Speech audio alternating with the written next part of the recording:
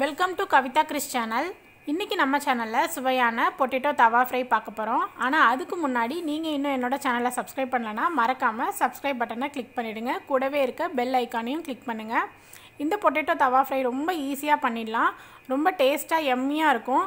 ஆனால் உப்பும் காரமும் எப்படி பிரியாணிக்கு மீனுக்கெல்லாம் அதிகமாக போடுறோமோ அதே மாதிரி போட்டால் தான் இதுக்கு கரெக்டாக இருக்கும். இந்த உருளைக்கிழங்கு வறுவலுக்கு நான் மீடியம் சைஸ் உருளைக்கிழங்கு எடுத்திருக்கேன். உருளைக்கிழங்கு எல்லாம் ரவுண்டாக கட் பண்ணிக்கலாம். கொஞ்சம் திக்காக நான் கட் பண்ணியிருக்க மாதிரி கட் பண்ணிக்கோங்க. இப்போ இதில் மசாலாலாம் சேர்த்துடலாம். நான் ஃபஸ்ட்டு உப்பு சேர்க்குறேன். உப்பு வந்து நான் சொன்ன மாதிரி கொஞ்சம் அதிகமாக சேர்த்தா தான் வெந்து வரும்போது கரெக்டாக இருக்கும்.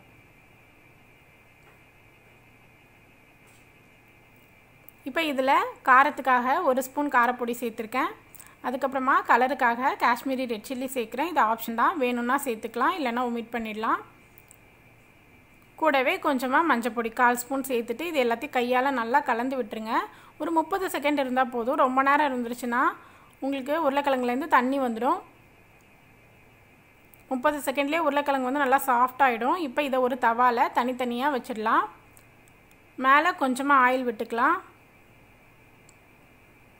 ஒரு சைடு நல்லா வெந்ததுக்கப்புறமா திருப்பி போட்டுருங்க.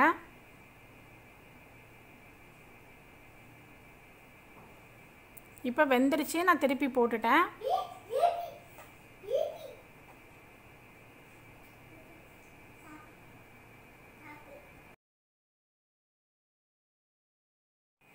இப்போ உருளைக்கிழங்கு நல்லா வெந்துருச்சு. ஸ்டவ்வை ஆஃப் பண்ணிவிட்டு இதில் நான் கொஞ்சமாக சோம்புத்தூள் சேர்க்குறேன். நீங்கள் ஸ்டவ்வை ஆன் பண்ணிவிட்டு சோம்புத்தூள் சேர்த்திங்கன்னா சோம்புத்தூள் கரிஞ்சிடும், அப்புறம் உருளைக்கிழங்கு கசப்பாயிடும். சோம்பு போட்ட உடனே ஒரு பவுலுக்கு ட்ரான்ஸ்ஃபர் பண்ணிவிடுங்க உடனே. இப்போ இதில் கொஞ்சமாக கருவேப்பிலையும் கொத்தமல்லியும் போட்டுட்டு நல்லா கலந்து விட்டுடலாம். இந்த சூட்லேயே அதை கலந்து விட்டால் போதும். இந்த உருளைக்கிழங்கு சமைச்ச உடனே பார்க்குறதுக்கு கொஞ்சம் ஆயிலாக இருக்கும், ஆனால் நேரம் ஆக ஆக நல்லா ட்ரை ஆகிடும்.